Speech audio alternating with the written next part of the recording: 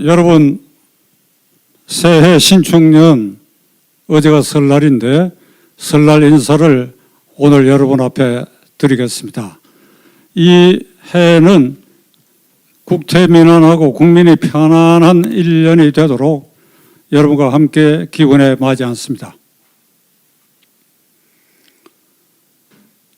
이 신축년 새해는 보기 싫은 놈, 그리고 말 바꾸는 놈, 헌정 질서를 문란시키는 자, 그리고 민심을 허수아비로 만드는 자, 이런 자들이 몽땅 물러서고 그래야 민심이 하늘에 닿는 천심으로 그 천심이 민심을 받아들여서 백척간두에 있는 대한민국의 자유민주 질서 체제, 이 헌법 체제가 지켜지고 새로운 시대가 열릴 수 있는 한 해가 되기를 여러분과 함께 다시 한번 기원해 마지 않습니다.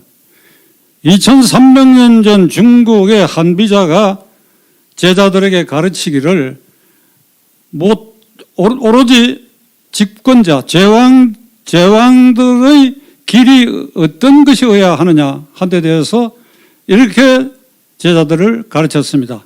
비리법권천이다. 비리법권천이다. 세상의 올바른 이치도 권력자가 법을 빙자하여 그 이치를 깔아뭉갤 수 있다. 예를 들면 이 문재인 정권 아래에서 탈북자들이 북한에 이 정확한 정보를 전달하기 위한 북한에 대한 전단살포 금지법을 만들고 5.18 비방한 자에 대해서 재갈을 물리는 법을 만들고 헌법에 근거가 없는 공수처법을 만들어서 유령기관 공수처를 발족시키고 이런 것이 권력자들이 법을 빙자하여 이치를 깔아뭉개는 것이다. 그리고 이 권력자들은 이 법도 마음대로 폐기 처분하고 마음대로 새로 법을 만들 수 있다. 남자를 여자로, 여자를 남자로 만드는 거 외에 뭐든지 할 수 있다라고 하는 망상에 잡혀 있다. 그러나 이러한 폭주하는 권력도 결국은 하늘을 이기지 못한다. 하늘을 이기지 못한다. 무슨 뜻이냐? 하늘은 입이 없어서 말을 못한다. 너희 놈들 이렇게 하면 안 된다 하고 하늘이 소리 지르지를 못한다. 입이 없어서. 그러나 이 하늘은 백성들의 마음을 통해서 백성들의 입을 통해 가지고 이렇게 하면 안 된다라고 하늘이 명령하는 것이다. 그러니까 권력자들은 비리법권천, 하늘이 무서운 걸 알아야 되고 그리고 민심이 거역하는 일은 절대로 해서는 안 된다. 이렇게 가르쳤습니다. 이 비리법권천의 가르침에 비추어 봤을 때 지금 문재인 정권은 4년을 넘기는 이 순간에 권력을 폭력적으로 행사하고 곳곳에서 그리고 국회에서 180석을 확보했다고 그래가지고 무서워 불의한 입법을 만들고 앞으로도 무슨 법을 만들는지 대기하고 있는 그런 상태에 이르렀습니다. 저는 이 설 연휴가 시작되는 지난주 월요일 날 서울중앙지방법원에서 이 정권 1기 환경부 장관 김은경 장관에 대한 직권 남용 그다음에 강요죄 등으로 유죄를 인정하고 2년 6개월의 이 실형을 선고하고 법정 구속했으며 청와대의 인사균형 비서관, 저는 제 길을 의심했습니다. 청와대에 균형을 맞추는 비서관이 있었구나. 처음 알게 되었습니다. 자관 신미숙이라는 사람은 1년 6개월에 3년 집행유예 선고를 받았는데 이게 여러분이 보도를 통해서 다 아시겠습니다만 간단히 요약을 하면 이 정권 들어서 환경부의 경우에 산하 공기업에 15명의 임직원을 임기가 도래하지 않은데도 찍어내라. 그리고 그 자리에 청와대가 적어준 낙하산 인사를 알박기로 하라. 그래서 그걸 충실히 환경부 장관이 시행을 했습니다. 어떻게 했느냐? 사표를 내라. 15개 자리에 대해서. 사표를 안 내니까 직무감찰을 하겠다. 위협을 하가 전부 사표를 받았습니다. 그리고 형식은 공모 절차를 밟아야 되니까 이렇게 공모를 하고 청와대 낙하산 예정자들도 다 공모 용했는데 어렵시오. 7사람이 공모 심사에서 불합격되고 말았습니다. 그 7사람을 구제하기 위해서 그 7자리의 공모 결과를 무효화 취소하고 다시 재공모해가지고 청와대 하명 명단을 끝까지, 청와대 리스트를 끝까지 관철한, 이게 이 사건의 진실입니다. 그런데 김은경 장관, 그 다음에 인사균형수석관, 그 사람들이 책임입니까? 아니지요. 거기는 민정비서관, 그리고 비서실장, 그리고 더 나아가 대통령이 선거 과정이나 야당 시절에 신세졌던 사람들을 대해서 보응을 하기 위해서 그러한 명단을 내려보내고 그러한 무리한 짓도 침묵하고 있었고, 이것이 환경부 하나에만 국한된 것이 아니라 모든 공기업에 대해서 공통적인 현상이었다고 하는 것이 청와대 민정수석실의 행정관으로 있었던 김태우 수사관이 이걸 폭로를 했습니다. 그 폭로에 근거해서 고발이 됐기 때문에 환경부 하나가 문제됐습니다만 전반적인 일이고 이것은 빙산의 일각인 것입니다. 제가 이걸 조금 장황스럽게 말씀드렸습니다만 놀라운 것은 청와대가 24시간 동안 이 판결 결과에 대해서 우리는 할 말이 없다고 그러다가 여론이 나빠졌는지 이걸 감지하고 청와대 대변인이 이런 발표를 했습니다. 법원의 판결문을 봐라. 거기에는 블랙리스트란 말이 한자도 안 들어가 있다. 블랙리스트란 말이 판결문에는 것이 되지 않았다. 그렇기 때문에 청와대가 내려보는 블랙리스트는 없다. 이게 국민을 현혹시키고 있다, 야권이. 여러분 어떻게 생각하십니까?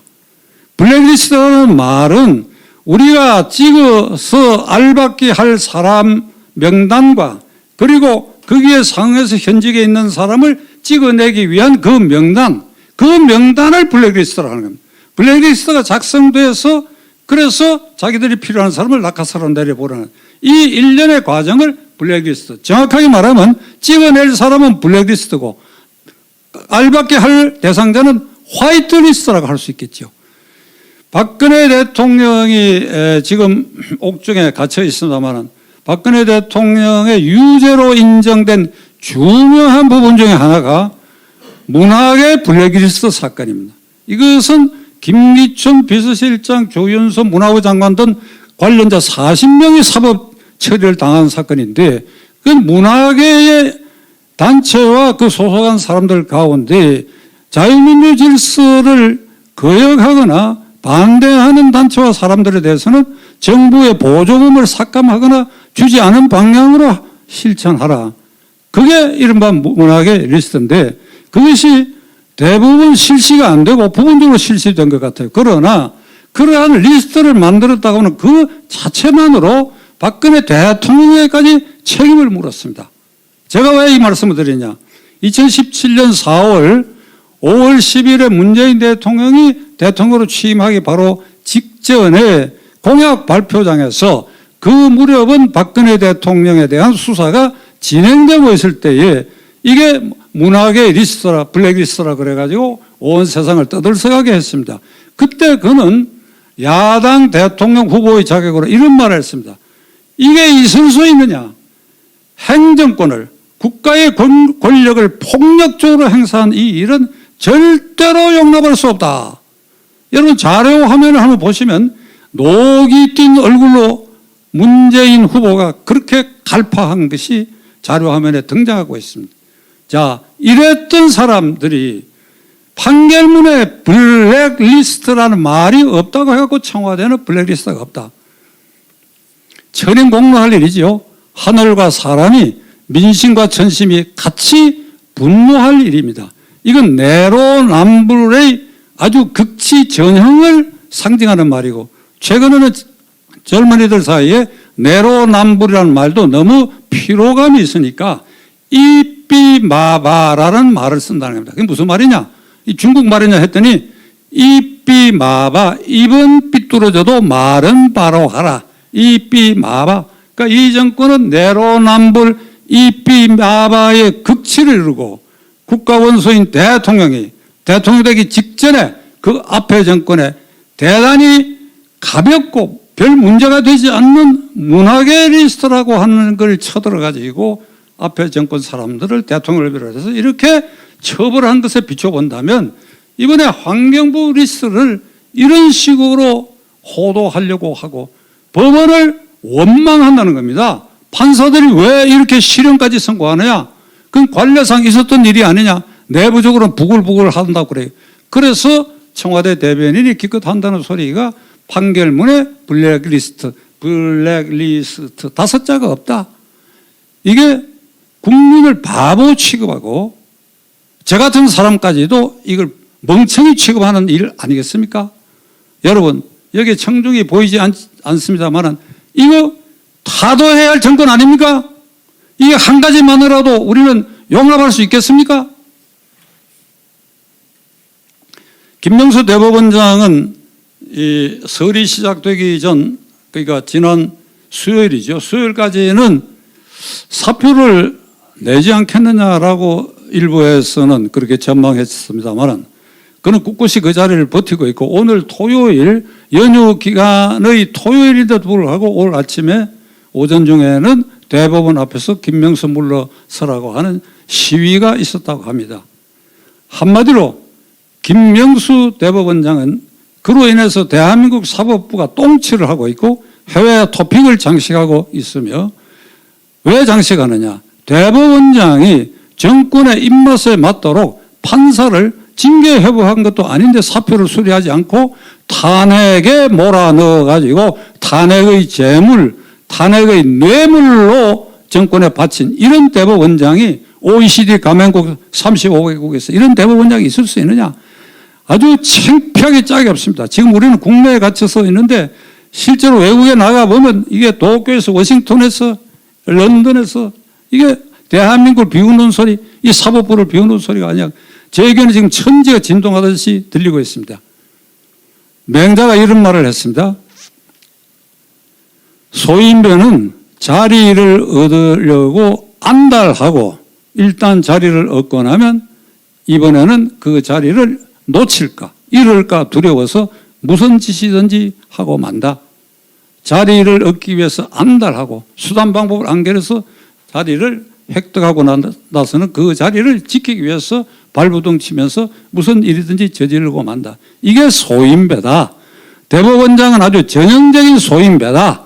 이런 소인배의 기질이 있는 자를 대법원장으로 지명한 문재인 대통령은 이 소인배를 알아보지 못하면 그것도 소인배 아닌가? 아까 사회자께서 29번째 장관급 인사를 이게 엉터리를 했다. 그러니까 국회의 인사청문회 보고서가 채택되지 않았는데 벌써 29명. 그 지난주에 임명된 문화체육관광부 장관 황희인가 하는 사람은 그건 인격적으로 도저히 그 행적을 특히 문화계 행정의 총수가 그런 비문화적인 행태를 보인 자를 하필이면 이것도 끼리끼리 과거에 인연이 있었던 그 인연을 존중해가지고 이게 회전문 돌려막기식으로 이렇게 해버렸는데 이 29명 그 대부분 거의 전부는 김명수와 더불어 맹자가 말한 소인배라고 해야 할 것입니다. 여러분 그렇지 않습니까? 이런 소인배들이 행정을 맡고 나라를 다스리는데 우리가 하루라도 숨쉬고 살아가고 있다고 하는 이 사실이 억울하고도 억울한 일이라고 여러분 생각지 않습니까?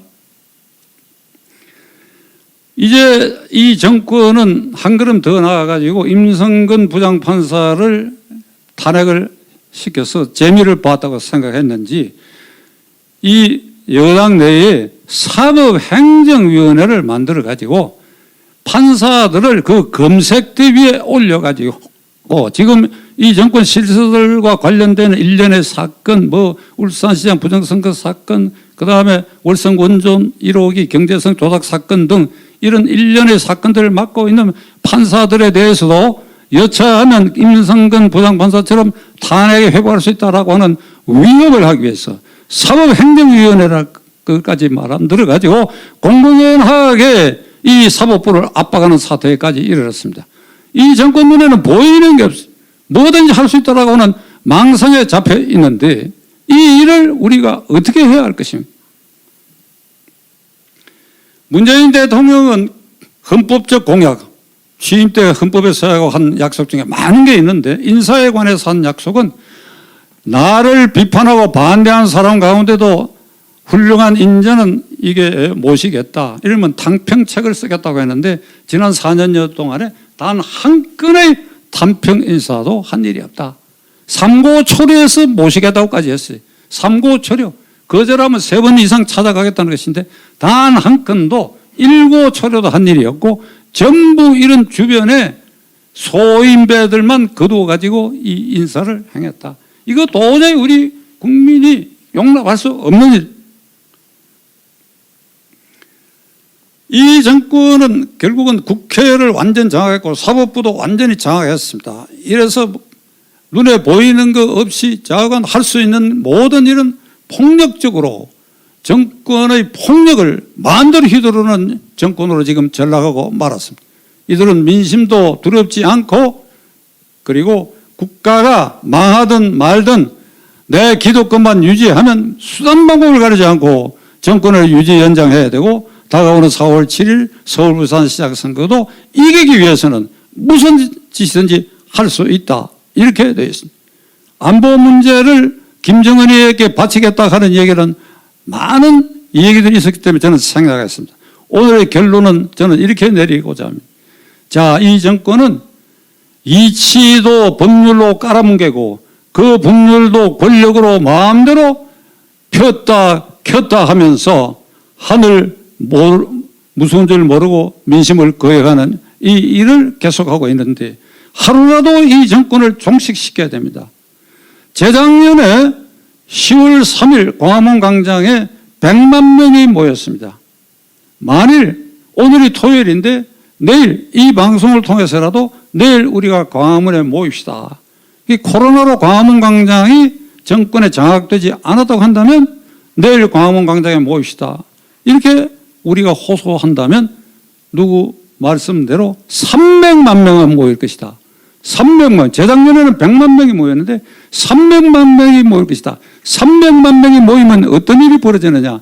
광화문을 메우고 광화문 경복궁 뒤로 해서 청와대 길 다 메우고 그리고 청와대 담장 완전히 에워싸고 그 에워싼 인파가 계속 청와대 쪽으로 밀어붙이면 그 청와대 담장도 사람의 몸체에 미는 힘으로 청와대 담장도 우두둑 하고 무너질 것이다.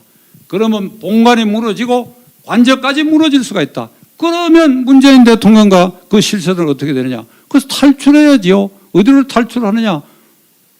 집으로 가야지요. 집으로 가서 감옥에 갈 준비를 하고 있어야지요. 이런 날이 반드시 와야 합니다. 그러나 코로나가 광화문 광장을 점령했다고 해서 우리가 손발이 묶인 것은 절대 아니지요. 이번 3월 1일 날 1차 국민 저항권을 행사하는 날 대한민국의 주권은 국민에게 있고 모든 권력은 국민으로부터 나온다는 이 정권 헌법에서 보장된 이 권력을 우리가 야무지게 행사한다면 광화문 광장 아니고 뒷길로 지방의 모든 도시에서 농촌에는 농촌 소로를 통해 가지고 이번에는 민심이 폭발하고 있다 하는 걸 하늘에 호소를 하는 것입니다. 그러면 한비자가 말한 대로 민심이 결국은 하늘을 진동을 시켜가지고 그 하늘이 벌을 내리는 그러한 일대 폭풍 같은 일이 반드시 벌어지라고는 저는 확신하고 여러분들이 이 대회에 전부 참석해 주실 것을 호소해 마지 않습니다. 감사합니다.